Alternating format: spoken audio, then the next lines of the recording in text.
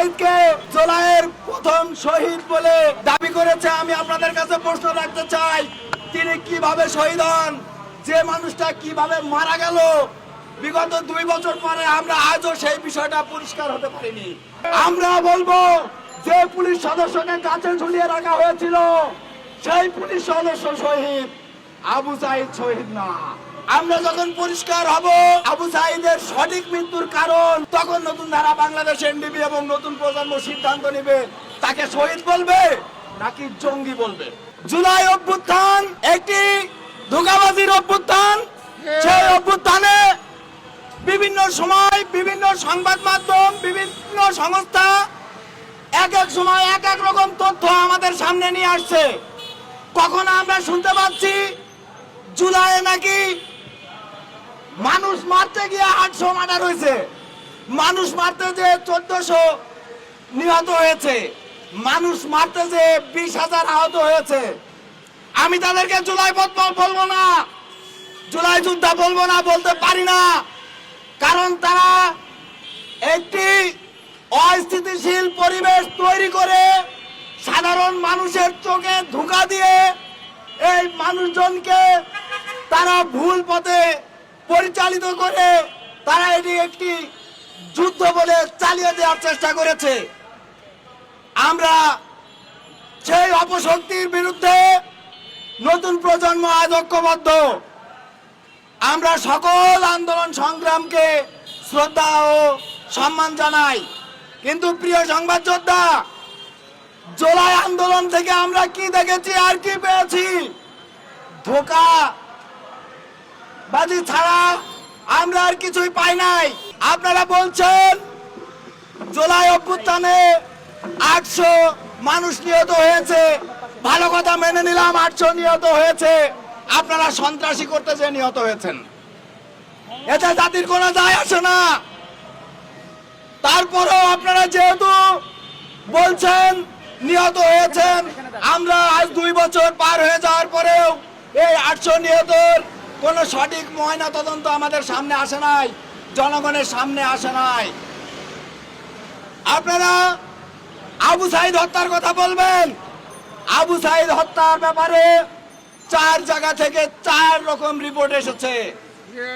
একজন বলছে আবু সাইদ পুলিশের বুলেটে নিহত হয়েছে, একজন বলছে রাবার বুলেটে তার পেটে কিছুটা আঘাত লেগেছে, আর একটি রিপোর্ট বলছে তার মাথার পিছন দিকে লোহার আঘাতের চিহ্ন পাওয়া গেছে।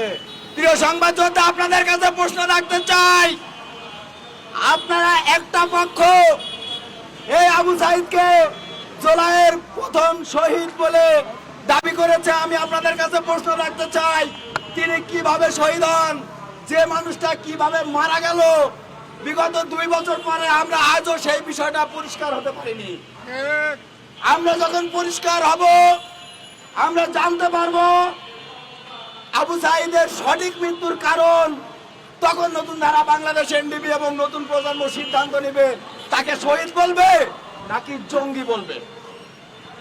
যদি প্রকৃত অর্থে স্বৈরাচার হটানোর আন্দোলনে সে নিহত হয় তাহলে শহীদ ঠিক আছে, আর যদি তা না হয়, তার মাথার পিছনের আঘাতের কারণে সে মৃত্যুবরণ করে, তাহলে আমরা বলবো এটা ছিল জঙ্গি আক্রমণ। সেই জঙ্গি আক্রমণকে আপনারা যোদ্ধা বলে চালিয়ে দিবেন, সেই জিনিস নতুন প্রজন্ম কখনো মেনে নেবে না। আজকে নতুন প্রজন্মের প্রতিনিধি হিসেবে বলতে চাই, যে দাবিটি নিয়ে এখানে আমরা দাঁড়িয়ে আছি, এই দাবি আপনার, আমার, আমাদের সকলের। এই দাবি বাংলাদেশের 18 কোটি মানুষের। বাংলাদেশের 18 কোটি মানুষ জানতে চায় এই জুলাইয়ের অভ্যুত্থানকারীরা কিভাবে এই অবৈধভাবে রাষ্ট্র ক্ষমতা দখল করেছে, কিভাবে 3200 থেকে 3500 পুলিশ হত্যা করেছে, পুলিশ মেরে ফ্লাইওভারে তারা টাঙিয়ে রেখেছে, পুলিশ হত্যা করে গাছের দড়ি দিয়ে ঝুলিয়ে রেখেছে। আবার তারা যখন নিহত হয়েছে কোনো কারণে তখন তারা বলছে শহীদ। শহীদ তো সেই ব্যক্তি যে আইন শৃঙ্খলা রক্ষা করতে যে জীবন হারিয়েছে। আপনারা বলেন শহীদকে? এই সন্ত্রাসী আক্রমণকারী সন্ত্রাসী কি শহীদ? নাকি যে দেশের আইন শৃঙ্খলা রক্ষা করার জন্য প্রাণ দিল সে শহীদ। আমি বলতে চাই, দেশ রক্ষার জন্য যে ব্যক্তি জীবন দিয়েছে আমাদের কাছে সেই ব্যক্তি শহীদ। আমরা বলবো, যে পুলিশ সদস্যকে কাছে ঝুলিয়ে রাখা হয়েছিল সেই পুলিশ সদস্য শহীদ, আবু সাইদ শহীদ না। সেই পুলিশ সদস্য শহীদ যে পুলিশ সদস্যকে ফ্লাইওভারের থেকে ফেলে মেরে ফেলা হয়েছিল, পা উপর দিকে ঝুলিয়ে রাখা হয়েছিল। শহীদ সেই নারী, যে নারীর গর্ভে পেটে বাচ্চা সহ পুলিশ সদস্যকে পিটিয়ে হত্যা করা হয়েছিল। অনুনয় বিনয় করে বলেছিল, আপনারা আমাকে মারবেন না, আমি অন্তঃসত্ত্বা মহিলা। এই জঙ্গিরা সেই নারীর কোনো কথা শোনেনি, সেই নারীর তলপেটে আঘাত করেছে, সেই নারীকে হত্যা করেছে।